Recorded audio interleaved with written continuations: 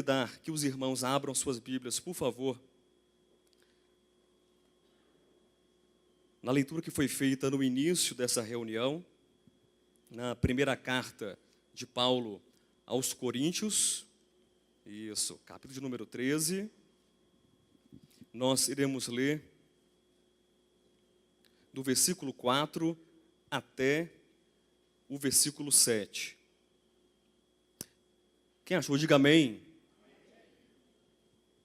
Diz a palavra do Senhor: o amor é paciente, o amor é benigno, o amor não arde em ciúmes, não se ufana, não se ensoberbece, não se conduz inconvenientemente, não procura os seus interesses, não se exaspera, não se ressente do mal, não se alegra com a injustiça, mas regozija-se com a verdade. Tudo sofre, tudo crê, tudo espera, tudo suporta. Graças a Deus. Nenhum homem é uma ilha isolada. Amém? Eu escolhi essa frase, amados, para começar essa comunhão com os irmãos, essa reflexão. E antes de explicar a frase, eu quero de antemão dizer aos irmãos que será uma comunhão muito simples, que será uma palavra muito singela, sem grandes ou, quem sabe, sem nenhuma pretensão.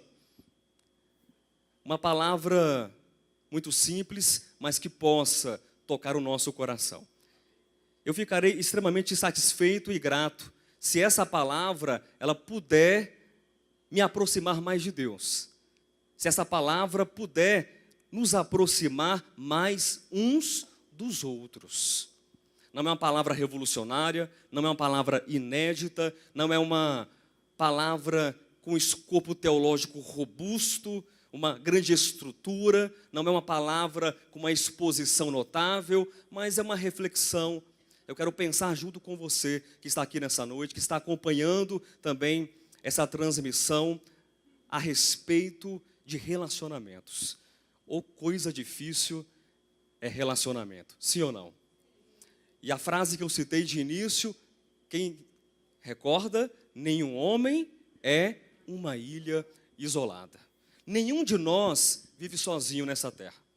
Nenhum de nós vive sozinho.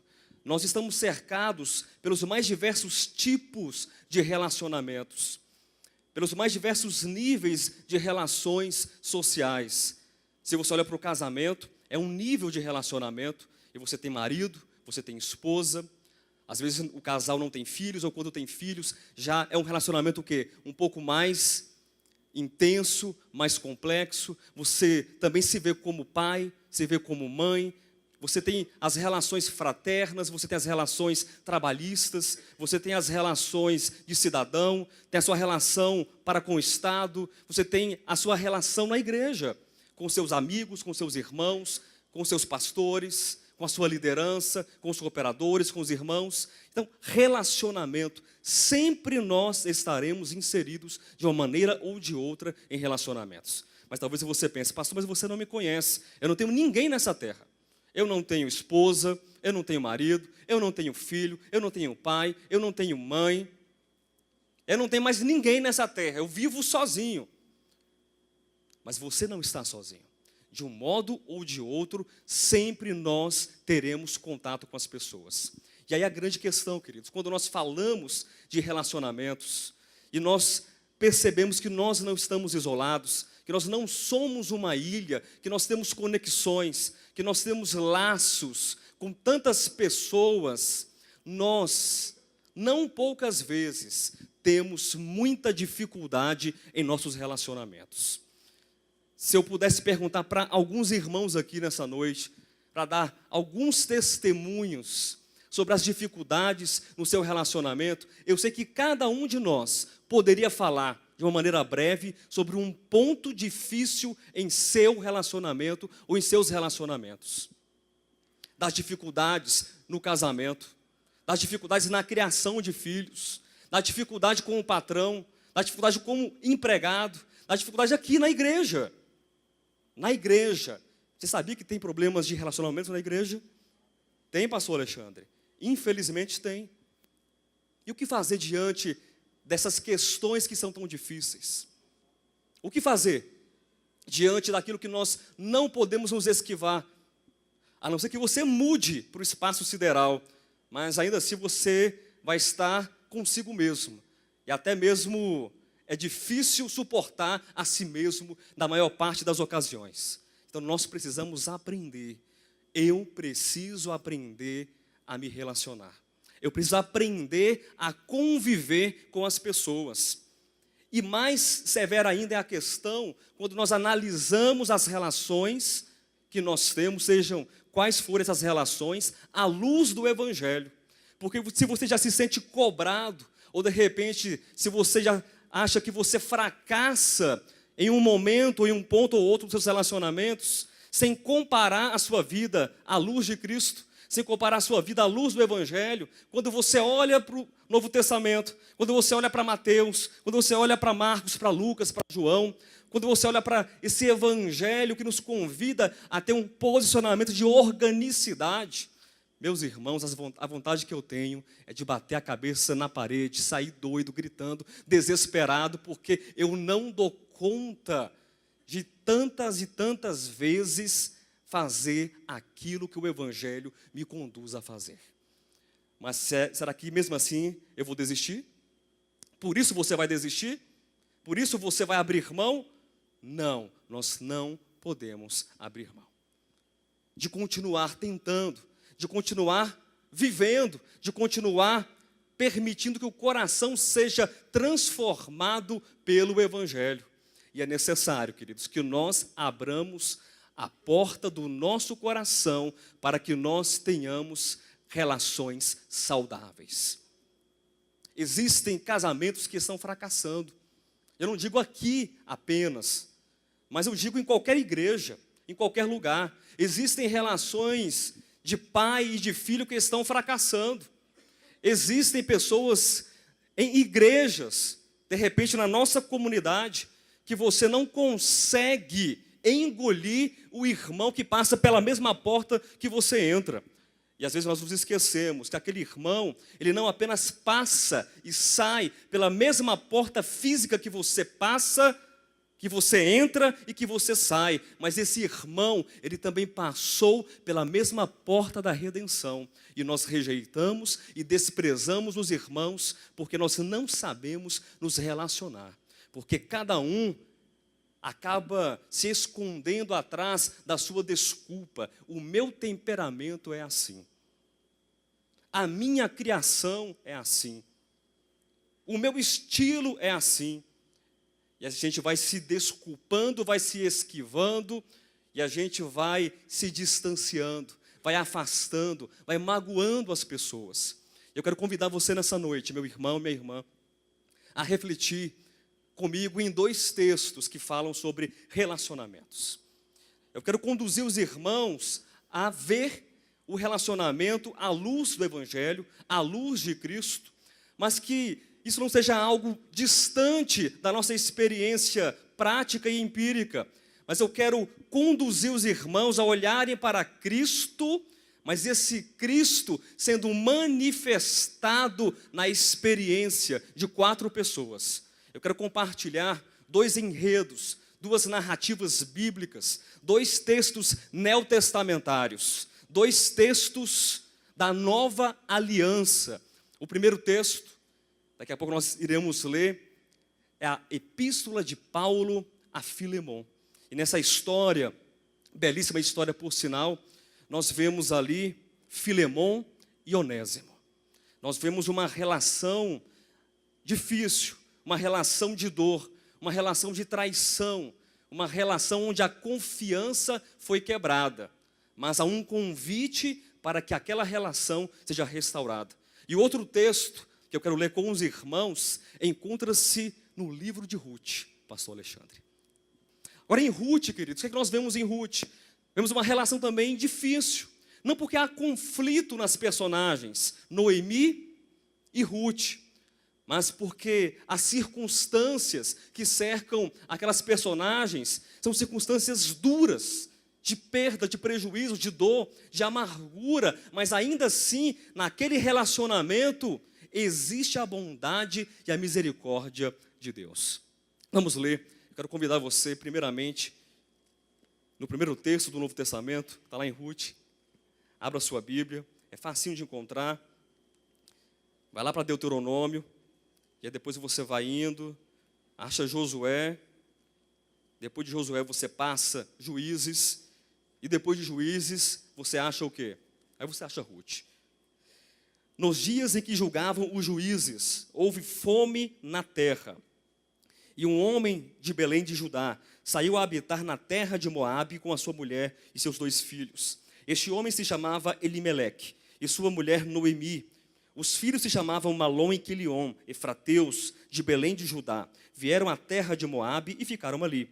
Morreu Elimeleque, marido de Noemi, e ficou ela com seus 2 filhos, os quais casaram com mulheres moabitas. Era o nome de uma Orfa, e o nome da outra Ruth, e ficaram ali quase 10 anos. Morreram também ambos, Malom e Quilion, ficando assim a mulher desamparada de seus 2 filhos e de seu marido.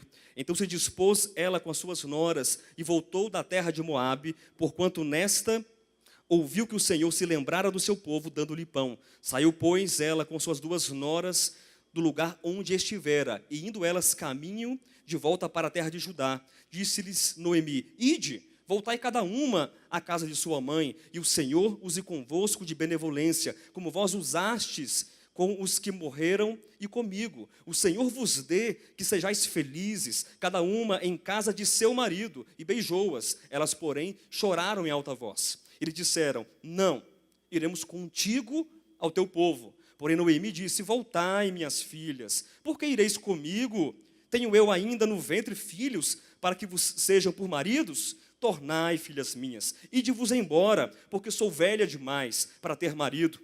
Ainda quando eu dissesse: tenho esperança, ou ainda que esta noite tivesse marido e houvesse filhos, esperá-los-íeis até que viessem a ser grandes? Abster-vos-íeis de tomardes marido? Não, filhas minhas, porque por vossa causa a mim me amarga o ter o Senhor descarregado contra mim a sua mão. Então de novo choraram em alta voz. Orfa com um beijo se despediu de sua sogra, porém Ruth se apegou a ela. Disse Noemi: Eis que tua cunhada voltou ao seu povo e aos seus deuses. Também tu, volta após a tua cunhada. Disse, porém, Ruth: Não me instes para que te deixe e me obrigue a não seguir-te. Porque, preste atenção, aonde quer que fores, irei eu. E onde quer que pousares, ali pousarei eu. O teu povo é o meu povo, o teu Deus é o meu Deus. Onde quer que morreres, morrerei eu, e aí serei sepultada. Faça-me o Senhor o que bem lhe aprouver, se outra coisa que não seja a morte me separar de ti. Bom, para quem nunca leu o livro de Ruth, pelo menos essa introdução já dá para você entender muita coisa do que será dita. Eu fiquei pensando sobre a história de Ruth e de Noemi. Eu queria que você pensasse um pouco junto comigo, você tentasse entrar nesse cenário lá dos tempos bíblicos. Imagine-se numa situação de fome, de miséria, e aí de repente a sua família, uma família de Belém, lá de Judá, vai para uma terra, entre aspas, amaldiçoada. Vai para uma terra onde Deus não tem um pacto, onde Deus não tem uma aliança com aquele povo, com aquela nação. Mas as coisas vão acontecendo, e você com a sua família, você está ali com o seu esposo, ou você está ali com a sua esposa, com os seus filhos, e aí você perde o seu marido, ou você perde a sua esposa, e seu filho ou sua filha contrai matrimônio, ou se coloca agora no lugar dessa pessoa, seja você agora, essa Ruth, que se casa, e um tempo depois, o que acontece? Você perde o marido, ou você perde a esposa, aquilo que é tão precioso. Há algum motivo para você continuar com Noemi? Existe alguma razão para você continuar o seu relacionamento com aquela mulher? Se coloque no lugar dessa Ruth, dessa mulher, que vivia numa terra amaldiçoada, numa terra sem aliança com Deus, e agora você pode continuar a sua vida. Porque você não tem mais o seu marido, você não tem mais aquela pessoa que está tão perto, tão junto de você. O que você faria se você fosse Ruth? Eu pensei sobre isso. Sendo bem sincero com você, sabe qual a minha resposta? Eu vazaria. Pegaria o beco. Não ficaria com Noemi, uma velha nas costas, só para me dar trabalho. Enquanto eu estava com o filho, eu tinha alguma razão. Eu tinha, de repente, um motivo para aguentar. Porque sogra não se escolhe marido. Não é verdade, pastor Alexandre? Se escolhe esposa, mas a sogra vem no pacote. E aí dizem, né, os piadistas, que feliz foi Adão, porque não tinha sogra. E feliz também foi Eva, porque não tinha sogra. Mas quem nasceu depois padeceu de tamanha infelicidade. Verdade ou mentira? Não tem essas piadas amargas, ácidas e de mau gosto? Tem sim, para quem tem problema com sogra. Eu, como graças a Deus, não tenho nenhum problema com a minha sogra. Está tudo certo em nome de Jesus Cristo. Graças a Deus. Mas veja bem, meu querido, Ruth, ela poderia agora estar simplesmente em Moabe, voltar, porque não há nenhum tipo de relação que prenda Ruth a Noemi. Eu pensei nesse texto, o que é que prendeu o coração de Ruth a Noemi? Eu quero compartilhar, o título da mensagem é o amor, o fundamento de todas as relações. E não pense nesse amor como um sentimento apenas, mas pense no amor primeiramente como uma pessoa, que é o próprio Deus. É Deus como amor, mas esse Deus, ele se manifesta. Esse Deus, ele se revela de maneiras tão pequenas, tão acessíveis. Deus se manifesta de maneira tão simples, que a gente olha para as Escrituras, olha para a Bíblia, e a gente não consegue enxergar Deus, porque pensa que Deus está ali no trovão, está abalando céu e terra e montanhas, e abrindo o mar vermelho. Eu sei que Deus faz isso, mas Deus, ele fala também no silêncio. Deus, ele fala nas coisas simples. Deus, ele fala na brisa. Deus fala nos pequenos gestos. E eu percebo que há um sentimento que nasce no coração de Ruth por Noemi, que é o primeiro degrau que nós precisamos compreender para sarar os nossos relacionamentos, ou para ter relacionamentos melhores, mais vivos, mais robustos, relacionamentos que possam dar uma grandeza maior à nossa existência. O que é que prendeu o coração daquela mulher, a Noemi? Sabe o que foi? A amizade. A amizade. Porque sogra, como eu disse, não se escolhe. Se escolhe? Ela casou com quem? Casou com um dos filhos. E aí, o que ela recebeu de herança? A sogra. Ela escolheu ser amiga da sogra? Escolheu fazer parte daquela pessoa como sua sogra? Não escolheu. Mas e depois que se rompe esse relacionamento? A amizade que permanece no coração. Queridos, a amizade é algo que tem que ser cultivado por nós. A amizade como uma grande afeição, algo que nos faz olhar para o outro e ver a importância dessa pessoa, tê-la com grande apreço. Mas a amizade não é apenas algo que nos faz olhar para o outro e ver a importância desse outro. Mas a amizade, ela deve ser cultivada no coração. E eu trago agora essa questão para nós, para a igreja, enquanto reflexão, enquanto pensamento. Nós estamos passando por uma mudança enorme nesse ministério. Nós estamos passando uma mudança na palavra, uma mudança na experiência, uma mudança no nosso comportamento humano como fruto daquilo que nós temos recebido. E às vezes eu percebo que nos falta a simplicidade das pequenas coisas. Que nós, não que isso seja errado, pastor Alexandre, nos preocuparmos com os aspectos mais importantes da teologia, os aspectos mais nevrálgicos da teologia, que são orgânicos também, que há toda a sua organicidade nesses aspectos, mas nós nos esquecemos que a amizade, como algo tão pequeno, tão simples, a partir da amizade, nós podemos construir belíssimos relacionamentos. Nós podemos construir uma história de vida que nos capacite a caminhar durante 2, 10, 15, 20, 30 anos, sem essa rotatividade na igreja. As pessoas, elas não se prendem mais.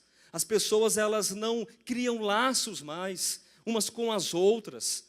Porque a igreja se tornou simplesmente um lugar de visitação, um clube, onde você vai quando quer e se você quiser. Não.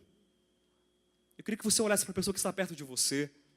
Dá uma olhada nela aí, pode olhar. Olha para quem está ao seu lado. Você olhou? Não responda em voz alta, mas responda no seu coração. Essa pessoa é seu amigo? É sua amiga? Né? Não é. Não é. E por que não é? Sabe por quê? Porque nós não cultivamos a amizade. Porque você não cultiva. Porque você não sabe o nome do irmão. Ah, pastor, mas é difícil, pastor. Porque uma igreja de 200 irmãos, de 300 irmãos, de 400... Não importa, é difícil. Sim, eu sei que é difícil. Os pastores não sabem o nome de todo mundo. Eu não estou cobrando isso de você. Mas perceba uma coisa em relação à amizade, você vai entender qual o ponto da reflexão que eu quero tratar com a igreja nessa noite. Às vezes, nós nos preocupamos com alguns irmãos, eu digo os pastores. Um irmão falta, o irmão não vem, e a gente liga para um, e visita outro, e pergunta para o irmão, e pergunta para o outro, e na medida do possível nós vamos fazendo isso, essa cobertura, esse cuidado pastoral vai sendo estendido. Mas nenhum de nós é uma ilha isolada. E aqui, irmãos, não há nenhum problema em sermos sinceros uns com os outros. Embora nós não tenhamos, eu creio em nome de Jesus no que eu vou falar agora, nenhuma inimizade de uns para com os outros aqui. Amém? Nós não temos nenhuma inimizade. Mas às vezes nos falta o quê? A simpatia e a amizade. Porque eu não conheço todos os irmãos, mas a Vera conhece o que está à esquerda, o que está à direita, o que está atrás, porque temos ou não temos círculos de amizade aqui dentro? Tem?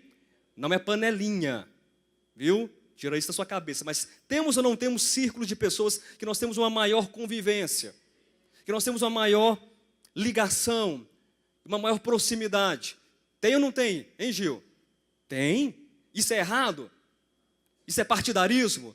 Não, isso é viver em sociedade. Mas aí, de repente, o Gil não vem um mês sem congregar. Um mês. Aí a Andresa, que senta perto do Gil todo domingo, não liga, não manda um WhatsApp, não faz nada, porque ela espera que o pastor Josué, porque ele tem que fazer. Porque se alguém é responsável pelas ovelhas da igreja, é o pastor Alexandre, é o pastor Josué, é o pastor Renato, é o pastor Moisés, é o cooperador fulano de tal. E a amizade, ela não flui. A amizade, ela não une. A amizade, ela não cresce. E eu paro nesse texto. O que é que fez aquela mulher se vincular agora, não pelo casamento, não por uma relação matrimonial, a Noemi? O que é? Amizade. Noemi não tinha nada para oferecer para Ruth. Noemi era uma mulher velha, não tinha filhos, e mesmo como diz o texto, se ela se casasse, o que ela poderia oferecer? Nada. Mas Ruth diz assim, olha, eu vou ficar com você. Não me importa, aconteça o que acontecer. Não me importa, Noemi, se eu pegar chuva, vamos pegar chuva juntas. Se passar fome, vamos passar fome juntas. Se a gente tiver prosperidade, vai ser tudo junto. Eu sou com você, Noemi. Eu não vou desistir dessa amizade. Eu não vou desistir. E a gente recebe um pisão no pé, a pessoa que vive com a gente há tanto tempo, amigos, aqui na igreja, tanto tempo convivendo com você, cantando com você, tocando com você, congregando com você. E aí um dia o pastor Josué acorda mal-humorado e fala uma palavra desagradável para a Vera. E 15 anos de caminhada, 15 anos de relacionamento, 15 anos de amizade são jogados aonde? Na lata do lixo. Porque o que mais vale, na verdade, é a ofensa do que a minha amizade, do que a sua amizade. Irmãos, nós temos que aprender que o nosso relacionamento tem que ser construído com a amizade. Nós estamos muito acostumados a desenvolver papéis simbólicos na sociedade. E eu explico o que eu quero dizer. E todos nós temos personas, temos máscaras, temos papéis simbólicos. Na sua casa você tem o papel de pai, papel de mãe, papel de esposo. Você tem, no seu trabalho você tem o papel de empregado, de patrão. Na igreja você tem um papel, cada vez você tem um papel. Eu digo papel simbólico porque nós não estamos imbuídos, nós não estamos revestidos, na verdade, daquilo que deve mover o nosso relacionamento. Quer uma prova real disso? Durante muito tempo, o tempo da ignorância, e a gente tem esse tempo da ignorância. Eu falava assim para o meu filho mais velho, e filho mais velho às vezes dá mais trabalho, né? Fala assim, Israel, você tem que entender uma coisa, eu não sou seu amigo, eu sou seu pai. É claro que dentro de um contexto, eu tenho um porquê, eu tenho um motivo para estar dizendo isso. Mas de um tempo para cá eu tenho pensado, a gente vai envelhecendo, a gente vai aprendendo, a gente vai errando, a gente vai lidando com situações e a gente vai abrindo mão de alguns conceitos, de algumas interpretações de mundo, algumas visões equivocadas. E hoje eu posso falar para o meu filho, eu sou seu pai, eu sou autoridade sobre a sua vida, você precisa me respeitar, você tem que entender que eu sou o seu pai, mas você também pode entender, Israel, que além de ser seu pai, eu sou e quero ser o seu amigo. E por que estou falando isso? Por que pastor José está falando isso? Porque a gente esquece que a gente pode ser amigo da esposa. A gente esquece que pode ser amigo do marido, que pode ser amigo do filho, que pode ser amigo do pastor, que pode ser amigo do amigo. A gente esquece que pode ser amigo um do outro.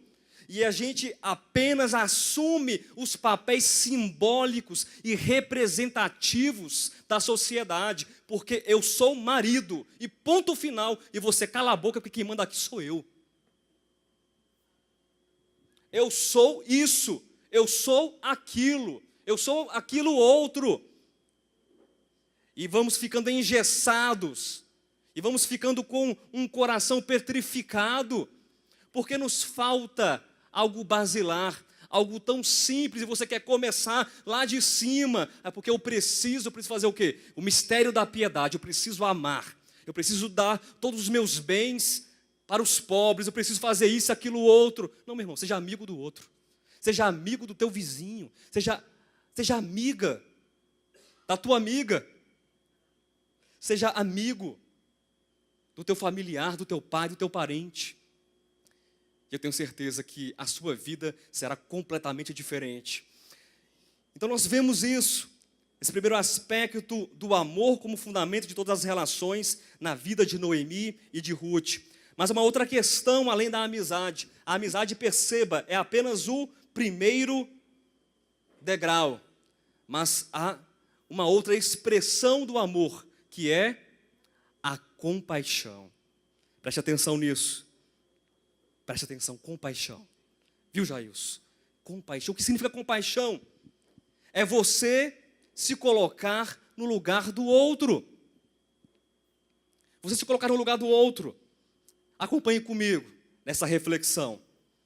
Noemi tinha marido? Noemi tinha marido? Não, sim, mas naquela condição última. Vamos colocar na condição última. Noemi era viúva. E Ruth era o quê? Viúva. Então, em pé de igualdade. Uma coisa igual a outra. Mas imagine só. Ruth olha para Noemi, sendo ela viúva, e Ruth também viúva, e fala assim, mas ela perdeu muito mais do que eu. Ela não perdeu apenas o marido, como eu também perdi. Ela perdeu os filhos. Ela perdeu a sua casa, o seu lugar de origem.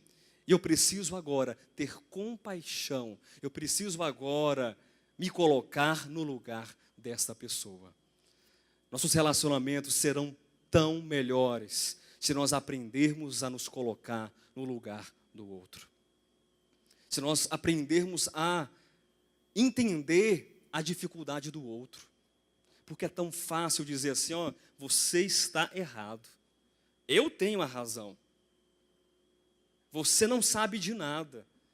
Você errou, você tropeçou e ponto. Mas e quando você se coloca no lugar do outro? Será que você tem essa audácia? Será que você tem esse peito estufado para dizer assim, olha, é desse jeito? Não. O seu olhar é um olhar de compadecimento. É um olhar cristão, de fato e de verdade. A amizade, ela evolui. A amizade, ela passa para um patamar superior. Ela se alarga no coração e o amigo se torna aquele também que é alguém que tem compaixão. Noemi, eu sei da sua dor, eu sei da sua história. Eu vou estar com você. Onde quer que você vá, eu vou com você. Ah, pastor, mas isso é muito poético. É porque é um livro lá de Ruth. Muito bonito. Mas e na prática? Como é que faz isso? Na prática, sabe como é que faz? Vivendo isso. Não tem fórmula. É simplesmente você entender o lado da outra história, meu irmão. Sem apedrejar. É ser solidário. É entender que o outro erra, como você também erra. Que a sua esposa, às vezes, está num dia difícil. Como você também está num dia difícil. Mas nós somos tão egoístas, não é verdade? Nós somos tão centralizadores. E nós não conseguimos verificar que o outro também tem sentimentos. Que o outro tem tristezas. Que o outro tem dificuldades. E aí o nosso relacionamento ele se baseia na moeda de troca. Eu só consigo exercitar a compaixão para com aquele que tem compaixão para comigo. Eu só consigo ser paciente com aquele que também é paciente comigo. E é um coração egoísta. Eu confesso, irmãos, eu sou muito egoísta ainda. Sou muito egoísta. Pensa numa coisa que é difícil eu lidar e vencer, é a questão do egoísmo. Mas eu vou chegar lá, em nome de Jesus. Essa igreja é toda diferente, né, pastor? É toda estranha, né? Os pastores vêm pregar e vêm dizer que é fraco, que é erva, que é egoísta, que tem isso, tem aquilo outro. Mas por quê? É porque eu sou como você. E você também é como eu sou. Não existe diferença no coração. Existe diferença num problema ou no outro. Mas todos nós temos dificuldades. E eu me lembro agora de Lucas capítulo 10, abordando esse texto da compaixão, na parábola do samaritano, ou do bom samaritano, que Jesus ele fala para o intérprete da lei, para o escriba, para aquele que pergunta sobre a vida eterna, como alcançar a vida eterna, como estar próximo de Deus, em outras palavras. E aí Cristo fala da parábola do bom samaritano, que estava ali um judeu saindo de Jerusalém, e ele é roubado, ele fica jogado no caminho, na beira do caminho, E passa quem? Passa um sacerdote, passa um pastor do povo, passa um ancião, alguém importante. O que ele faz? Aquele homem tão preparado, aquele homem tão teologizado, aquele homem que tem tanta coisa para oferecer, ele passa de largo. Aí depois passa o levita, passa o diácono, passa aquele que administra, aquele que sabe fazer todas as coisas para que o culto aconteça. E o que acontece? Ele também passa de largo. Aí passa o impuro samaritano, o desprezado, aquele que o judeu diz assim, isso aqui é impuro, não pode estar na congregação de Israel, não pode estar conosco no templo, não pode orar conosco, não pode servir conosco, porque é um pária da sociedade. É esse que se compadece, é esse que serve, é esse que estende a mão, é esse que ajuda aquele que está necessitado. E eu preciso aprender com um bom samaritano, preciso aprender que a gente serve, não é aquele que é igual, a gente serve aquele que é diferente também. A gente serve aquele que está precisando.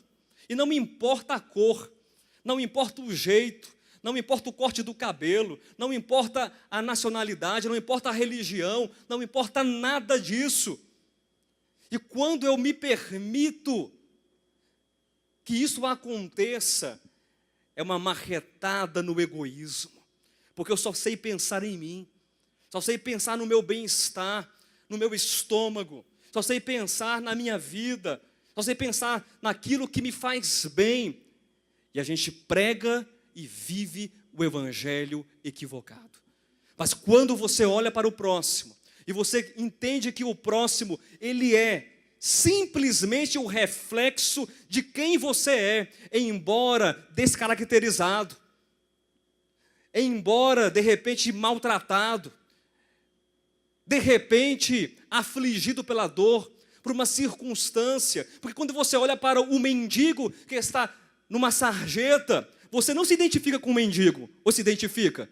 Não, porque você está bonito, cheiroso, bem penteado, com um sapato caro, com a calça cara, com o seu carrão do ano.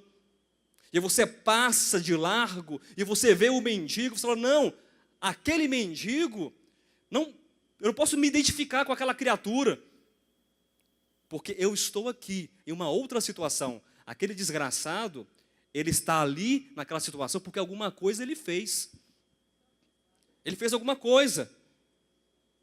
Mas se compadecer, ter compaixão, meu irmão, não é você sair do carro e você pegar ali os trapos do mendigo e vestir no lugar do mendigo e se deitar no lugar do mendigo, para sentir na pele o que é ser um mendigo, porque está com a coberta do mendigo, está ali com a roupa do mendigo, está na calçada do mendigo. Isso não é compadecimento, isso não é compaixão, mas é você se colocar no lugar daquele desventurado. É você conseguir entender que aquela criatura é, tanto quanto você, um filho de Deus, do mesmo Pai. E poderia ser uma sorte diferente, ser a sua vez, ou você naquela situação. E a gente percebe no caso de Ruth e de Noemi, que Ruth, ela diz assim, eu vou, Ruth, eu vou, Noemi, estar com você. Eu vou assumir com você essa empreitada. Eu vou me colocar no mesmo lugar que você. Nós caminharemos juntas. E nós precisamos ter isso em nossos relacionamentos. Muito casamento está se desfazendo. Sabe por quê? Porque não existe equivalência, não existe igualdade, não existe simpatia. Porque o marido acha que é superior à esposa, pastor Renato, porque ele é o provedor da casa. E a esposa acha que pode mandar no marido, porque ganha mais do que o marido, irmão Gil. E aí não importa qual seja o exemplo, não importa qual seja a dificuldade. Quando você acha que você é maior ou melhor do que o outro, não importa qual seja o paralelismo, não importa. Você não tem um coração que se identifica com o próximo. nós precisamos permitir que Deus quebre o egoísmo do nosso coração. Nós temos que nos entender no lugar do sofredor. A mensagem de Cristo, a teologia da Bíblia é uma teologia libertária, é uma teologia de salvação. Você vê Deus se aproximando do homem, você vê Deus se compadecendo do homem, você vê Deus se colocando no lugar do homem, do pecador, se entregando no lugar do homem. Mas aí vem eu com o meu evangelho e acho que tudo tem que ser diferente, porque Cristo tem que ser diferente. Esse Cristo bonzinho demais não serve para ninguém. Esse Cristo que se compadece das pessoas não serve para ninguém. E eu não quero, então eu recuso esse evangelho. Amizade, compaixão, há uma outra atitude, lealdade. Pensa numa pessoa leal que foi Ruth para com a sua ex-sogra Noemi. Lealdade. A palavra lealdade é bem interessante, ela vem do latim legalis. Então tem uma questão jurídica, uma questão legal envolvida.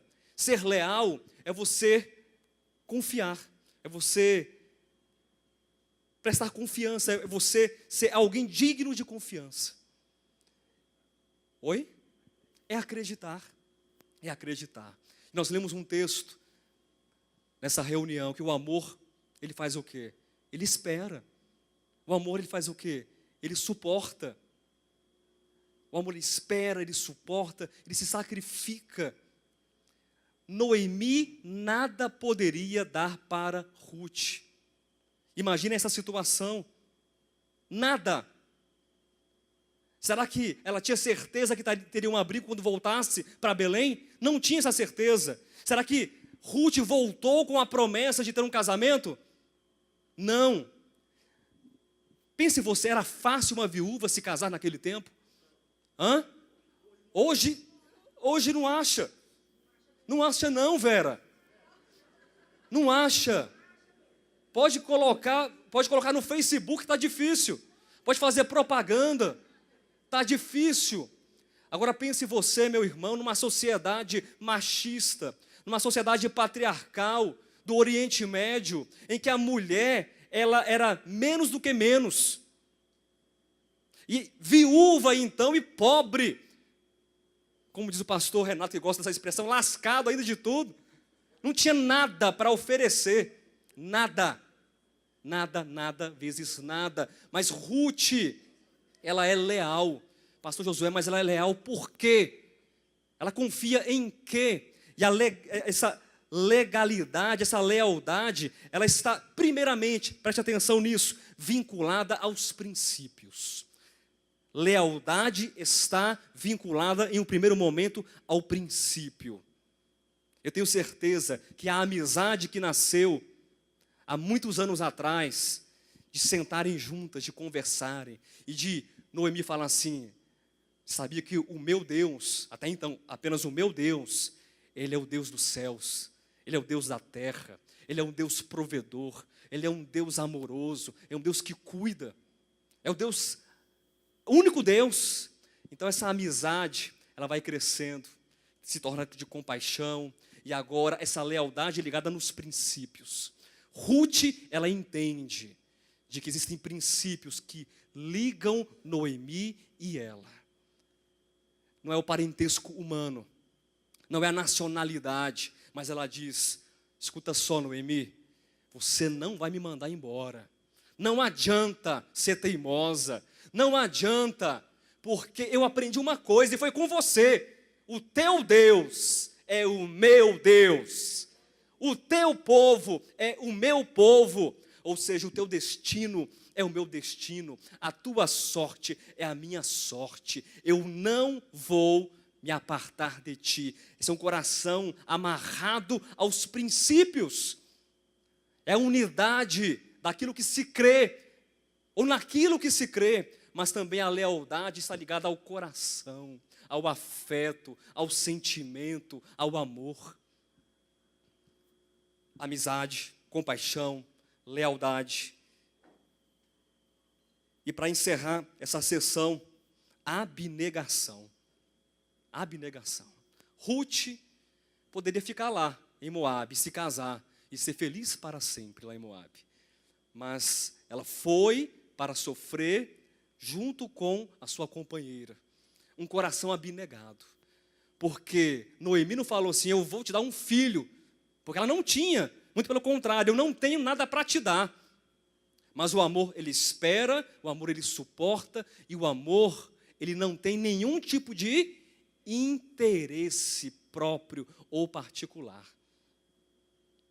Eu vou com você, mesmo se você não me der nada. Eu vou com você pelo simples fato que eu te amo. Queridos, o amor, ele não é uma resposta para nossos relacionamentos. Amém? O amor não é uma resposta. O amor é a resposta que você precisa. O amor é a solução que você precisa. Não faça campanha, não faça jejum, não faça consultório pastoral, nada disso vai resolver a sua vida. Permita que o seu coração seja tocado pelo amor. Permita amar.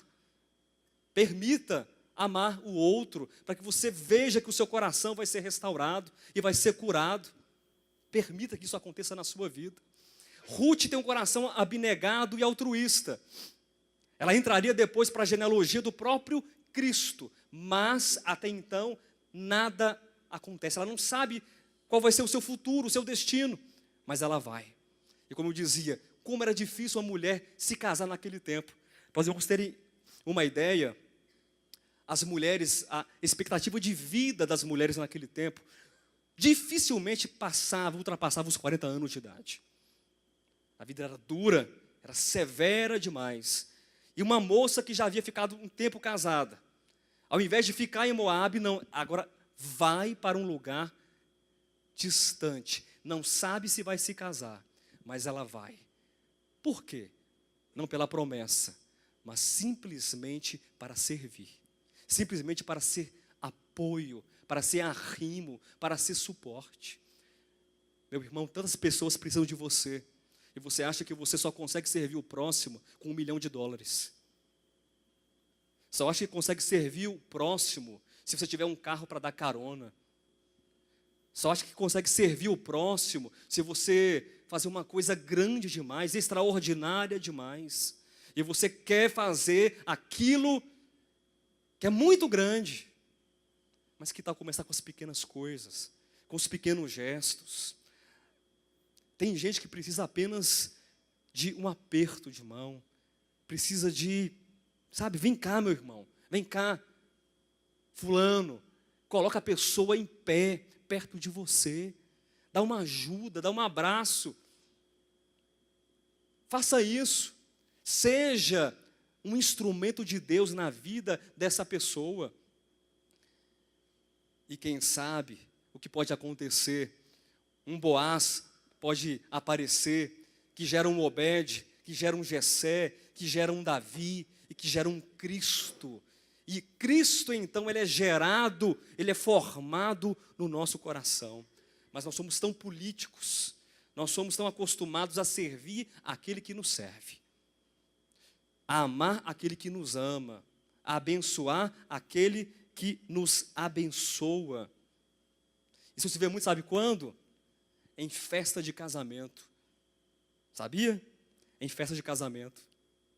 Quando está ali a noiva mandando os convites para os padrinhos, e ela senta com o noivo assim, olha, nós temos só para padrinhos 10 para cada lado. Você escolhe os seus 10 e eu escolho os meus 10. E aí começa a escolher, baseado em quê? Eu vou casar ano que vem. E eu vou convidar o Jailson para ser o meu padrinho. Porque eu sei que o Jailson é um grande empresário lá do plano piloto. E ele vai me dar uma geladeira frost free, duplex, inox. Daquela, sabe, top de linha. E aí você vai distribuindo a amizade, ou vai distribuindo seus relacionamentos de acordo com aquilo que te dão. E quando ninguém tem nada para te oferecer. Você tem coragem de ser amigo daquele, entre aspas, inútil? Você tem coragem de ser amigo daquele que não tem nada para te oferecer? Um inútil, na verdade. Na verdade, ele só te faz sofrer, ter prejuízos. Com Ruth e com Noemi, nós vemos a bela história da amizade. Mas eu quero agora compartilhar com vocês, lá em Filemon, outro texto do Novo Testamento. Na história de Ruth, na história de Noemi, o que nós vemos? Nós vemos o amor como um fruto já revelado, já manifesto, que ele vai gradativamente crescendo da amizade, e vai crescendo para a compaixão, e vai crescendo um pouco mais, e vai se desenvolvendo da compaixão para a lealdade e a abnegação. Agora em Filemon a história é completamente diferente. É outra história em Filemon. Porque nós temos uma crise aqui, nós temos uma ofensa, nós temos um problema entre irmãos, que não eram irmãos em Cristo até então, mas era patrão e empregado, ou senhor, escravo e servo, e é algo difícil de ser resolvido.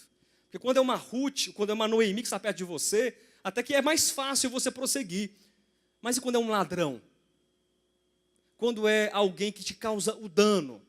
Quando é alguém que te dá prejuízo? É mais fácil ou é mais difícil? Muito mais difícil. Eu quero ler com você os 25 versículos. Paulo, prisioneiro de Cristo Jesus, e o irmão Timóteo, o amado Filemon, também nosso colaborador, e a irmã Áfia e Arquipo, nosso companheiro de lutas, e a igreja que está em tua casa. Graça e paz a vós outros da parte de Deus, nosso Pai, e do Senhor Jesus Cristo. Dou graças ao meu Deus, lembrando-me sempre de ti nas minhas orações, estando ciente do teu amor e da fé que tens para com o Senhor Jesus e todos os santos, para que a comunhão da tua fé se torne eficiente no pleno conhecimento de todo o bem que há em nós para com Cristo. Pois, irmão, tive grande alegria e conforto no teu amor, porquanto o coração dos santos tem sido reanimado por teu intermédio. Pois bem, ainda que eu sinta plena liberdade em Cristo para te ordenar o que convém, prefiro, todavia, solicitar em nome do amor, sendo o que sou, Paulo, velho e agora até prisioneiro de Cristo Jesus, sim, solicito-te em favor de meu filho Onésimo, que gerei entre algemas. Ele antes te foi inútil, atualmente, porém, é útil a ti e a mim. Eu te envio de volta em pessoa, quero dizer, o meu próprio coração. Eu queria conservá-lo comigo mesmo, para em teu lugar me servir nas algemas que carrego por causa do Evangelho. Nada, porém, quis fazer sem o teu consentimento, para que a tua bondade, grave essa palavra, não venha a ser como que por obrigação, mas de livre vontade, pois acredito que ele veio a ser afastado de ti temporariamente, a fim de que o recebas para sempre. Não como escravo, antes muito acima de escravo, como irmão caríssimo, especialmente de mim e com maior razão de ti, quer na carne, quer no Senhor. Se, portanto, me consideras companheiro, recebe-o como se fosse a mim mesmo.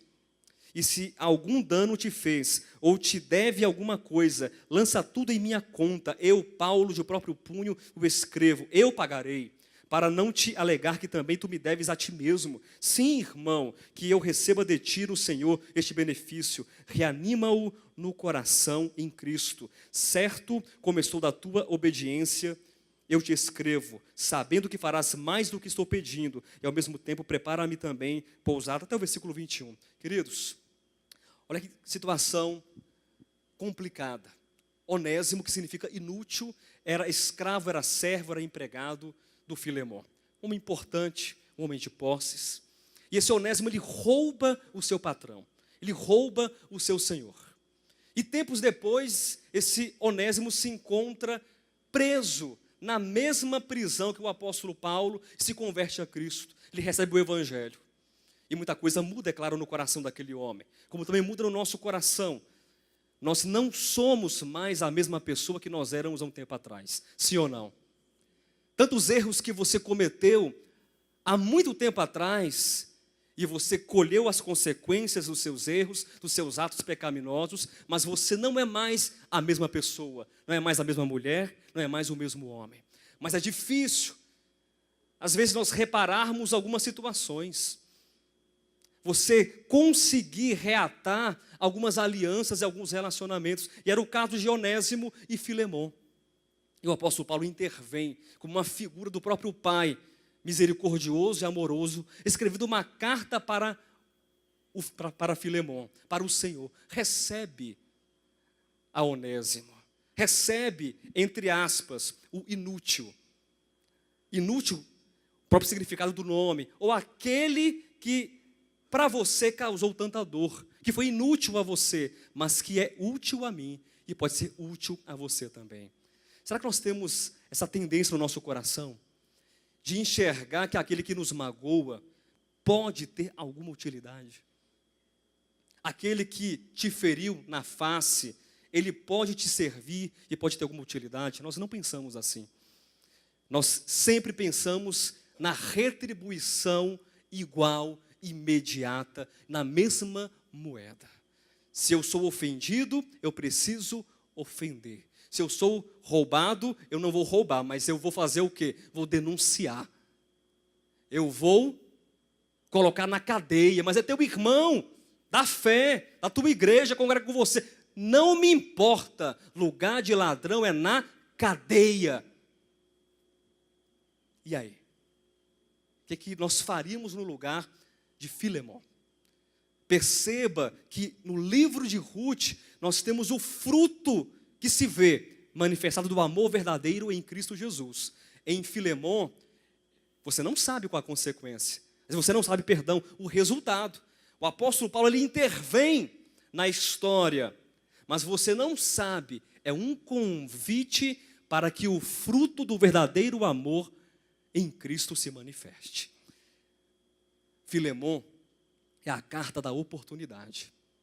Filemon é a carta do convite. Filemon é a epístola em que você e eu somos convidados a pensar que o nosso prejuízo, por maior que seja, nunca pode ser comparado, ou pode ser maior do que o irmão daquele que está ao nosso lado. Filemon nos faz pensar, queridos, na oportunidade de servir aquele que nos faz sofrer. Aquele que te maltratou, aquele que te traiu, aquele que mentiu com o teu nome, aquele que te acusou, aquele que jogou uma pedra na sua cabeça, aquele que fez tantas coisas que te causaram dor. E aí a escolha, Filemon, é a oportunidade. O que eu vou fazer? Eu vou ficar ressentindo, vou ficar sentindo novamente a minha dor, porque eu tenho a razão, afinal de contas. Porque quem me maltratou foi o fulano, quem me roubou foi o Beltrano, quem fez isso, e você vai apontando o seu dedo em todas as direções. E todas as vezes que você aponta o seu dedo, você perde a oportunidade de estender a mão. Quem aponta o dedo, ele fecha a sua mão. Mas quem estende a sua mão e abre, ele está transmitindo um gesto de amizade. Um gesto, está sinalizando, eu quero te ajudar. Eu quero te servir. Eu quero ser um contigo.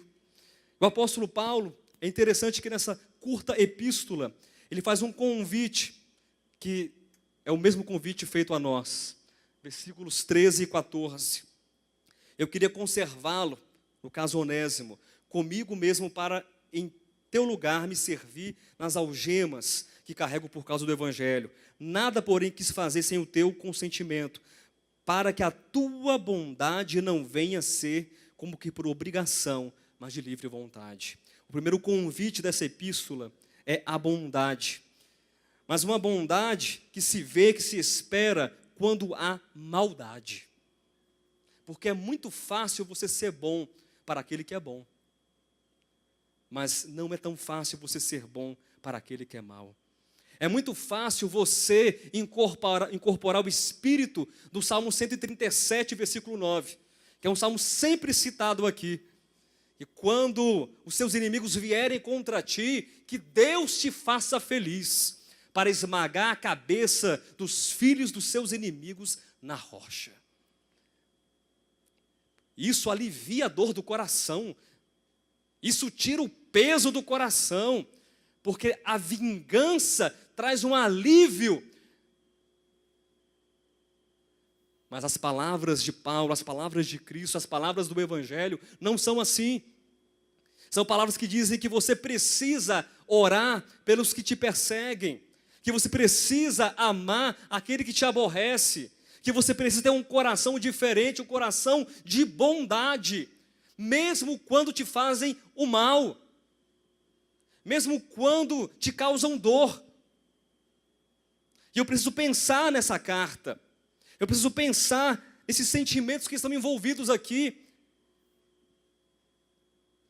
e me imaginar nessa situação. Quantas vezes nós somos afrontados dentro da nossa própria casa? É o esposo, é a esposa, é o filho. Somos afrontados na igreja, somos afrontados em qualquer lugar, e você prefere guardar a mágoa, você prefere guardar o ódio no coração, você prefere guardar a sua razão, você prefere guardar esses sentimentos malignos e amargos. Por quê? Isso não traz cura ao nosso coração, meu irmão. A bondade traz cura ao coração. Você dá para aquele que te bateu na face um aperto de mão, um abraço, um gesto de amor, de carinho, de afeto. Isso traz cura ao seu coração. Prosseguindo, um outro sentimento que é visto no versículo 18, diz assim: e se algum dano te fez ou te deve alguma coisa, lança tudo em minha conta. Sabe o que Paulo está dizendo aqui para Filemon? Sabe o que é? Sabe o que é? Perdoa. Jailson, perdoa o irmão. Pastor, mas ele pegou, foi tanto R$ 1.000 emprestado comigo. Ele fez isso e aquilo outro. Jailson, perdoa. Abra mão. Abra mão. Porque nenhuma ofensa pode ser maior do que o amor. Nenhum sentimento de dor pode ser maior do que a graça de perdoar e de servir. Irmãos, nós precisamos repensar nossos relacionamentos à luz do Evangelho, à luz de Cristo, à luz daquilo que está escrito nas Escrituras. Perdoar, eu anotei essa frase, não é esquecer. Viu? Perdoar não é esquecer. O que é perdoar? É lembrar que o amor não é menor do que qualquer ofensa. Eu não estou dizendo que você tem que esquecer. Lembra da ofensa. A ofensa vai ser lembrada, não vai ser apagada. Mas quando você se lembrar da ofensa, quando você se lembrar da dor, da injúria, do tapa, da traição, da dor, do roubo, de tudo aquilo que te fizeram, lembra que esse sentimento, ou aquilo que te fizeram, não pode ser maior do que o amor. O amor cura o coração. O amor liberta as nossas almas. E há outros dois sentimentos ou expressões, queridos. Eu quero ler aqui com os irmãos os versículos 16, 12 e 17. Estou encerrando essa porção. Versículo 12: eu te envio de volta em pessoa, quero dizer, o meu próprio coração. Os versículos 16 e 17: não como escravo, antes muito acima de escravo, como irmão caríssimo, especialmente de mim, e com maior razão a ti, quer na carne, quer no sangue. Se, portanto, me consideras companheiro, recebe-o como se fosse a mim mesmo. Nós percebemos aqui a expressão da graça e da misericórdia. Paulo está falando assim: Filemon, seja gracioso. Filemon, seja misericordioso. E o que é ser gracioso? E o que é ser misericordioso? Eu quebrei a cabeça hoje, pastor Alexandre, tentando entender a diferença entre graça e misericórdia. E a gente acha que são tão parecidas e têm significados muito próximos. O que é graça, o que é misericórdia, eu tentei. Eu não sei se eu acertei nesses conceitos. Estou aberto a qualquer tipo de correção, humildemente falando. Mas eu entendi que eu preciso pensar a graça e a misericórdia a partir do que é a justiça em primeiro lugar. O que é ser justo? Jailson, o mato lá da frente da minha casa está alto. Viu, Jailson? Muito alto. As torceiras de mato. Você vai capinar lá para mim. Tá? Amanhã cedo, sei que você está desempregado. Tá difícil, está ruim. Vender relógio não está fácil. Você vai lá capinar o mato. Tá bom? R$100. Tá bom? Tá? Não, R$100. Você aceita? Você aceita ou não aceita? Pois é, R$100. Jailson vai lá, capina. O que eu combinei com você? É justo, então? Nossa combinação é justa? R$100. A justiça é dar aquilo que é devido, ou aquilo que é merecido, ou aquilo que é acordado, ou aquilo que é o resultado de uma ação. Isso é ser justo, é proporcional. Mas a graça é o quê? Jailson, toma aqui R$100 pelo seu trabalho, e toma aqui mais 100, 200, 300, 400, R$500. Isso é graça. É dar aquilo que você não merece. Os irmãos já conhecem esse conceito, mas eu pensei agora, e a misericórdia? Como encaixar a misericórdia com a graça e com a justiça? A misericórdia, ela está aqui caminhando no campo que tem contato com a justiça e também com a graça. Negativamente falando, a misericórdia é não receber o que é devido. Porque há uma questão negativa envolvida na misericórdia. Porque, como você sabe, a palavra misericórdia, ela é formada por duas palavras, coração e miséria. Então, o texto que foi até mesmo citado, que as misericórdias do Senhor são a causa de nós não sermos consumidos, porque elas não têm fim. Então, o meu pecado gera sofrimento, não gera? Para mim? Gera ou não gera? Os meus erros geram o quê? Sofrimento, distanciamento para mim, para o próximo, para o mundo, para a igreja, gera ou não gera? E não é um efeito cascata dominó, quanto mais nós pecamos, mais nós sofremos e mais fazemos sofrer. E aí o que Deus faz? Ele derrama a sua misericórdia, ao invés da sua justiça. A justiça não é dada, mas é o quê? A misericórdia. Misericórdia, nesse sentido, significa não receber o que é devido, que é a punição, mas é receber o próprio coração de Deus derramado. E é isso que Paulo fala para Filemon. Filemon, recebe Onésimo na sua casa, mas receba-o não como um ladrão, receba-o não como um escravo, receba-o não como uma posse tua, Filemon, mas recebe-o como um irmão, ou mais do que um irmão, mas recebe-o como se fosse o meu próprio coração. Nós vemos aqui o espírito messiânico na vida de Paulo. Nós vemos que, se Paulo diz, é como se você estivesse recebendo a mim mesmo na sua casa. Você gostaria de receber o apóstolo Paulo na sua casa? Levanta a mão, quem gostaria de ter uma comunhão, uma tarde com Paulo, chá das 5 com o apóstolo Paulo? Quem gostaria? Hein? Vamos pedir para Deus fazer uma exceção. Samuel uma vez subiu, Paulo também pode, né? Samuel subiu lá no Antigo Testamento, e aí quem sabe Deus também pode fazer isso com Paulo, e ele manda para a casa de alguém para passar uma tarde com você. Você gostaria de receber Paulo? Com certeza. E você gostaria de receber na sua casa o próprio Cristo, em pessoa, carne, osso, hein? Glorificado? Gostaria? É? E o Onésimo, um ladrão? Você não gosta? Não, esse você não quer. E o Gerdel, né? E o Lula, e a Dilma, e o Temer, ninguém quer. Por quê? Ninguém quer essas pessoas na casa da gente. Mas perceba que o apóstolo Paulo diz assim, me receba Onésimo, como se fosse Paulo. Irmão, receba aquele que te ofendeu, te trouxe prejuízo, como se fosse Cristo. É Cristo. Aí você recebe? Sim, você recebe. Mas a misericórdia tem um aspecto positivo também, ligado à justiça. A justiça, você recebe aquilo que é devido. E a graça, você recebe aquilo que não é devido. E positivamente falando, a misericórdia também tem esse sentido parecido com a graça. É receber muito além do que é devido.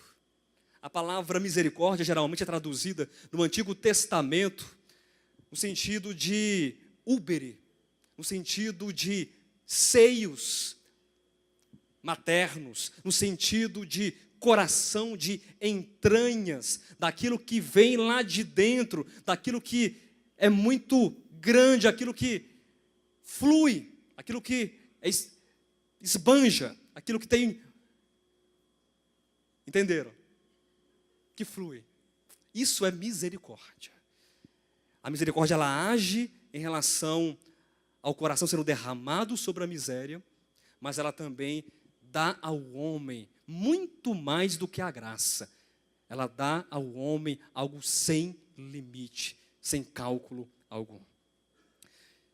Essas reflexões de hoje, querido, eu sei que foi uma pregação bem lenta, uma pregação um tanto mais difícil, mais amena, não tão pentecostal como eu costumo pregar, né? Mas eu sou pentecostal, os irmãos acreditem nisso, eu sou pentecostal, batizado com o Espírito Santo, desde o momento que eu recebi Jesus Cristo.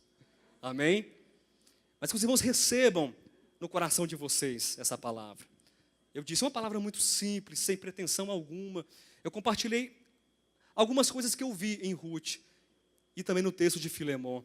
Não saia daqui, dessa casa, dessa assembleia, com o coração fechado, mas muito pelo contrário, saia com o coração aberto, sabendo que o amor, ele transpõe barreiras, que o amor, ele pode fazer milagres no seu coração e no meu coração. Que você possa ser uma Ruth, que você possa ser um Filemon, que você possa ser alguém extraordinário, não porque faz coisas extraordinárias, mas porque faz coisas tão simples, tão pequenas, mas que mudam a vida das pessoas.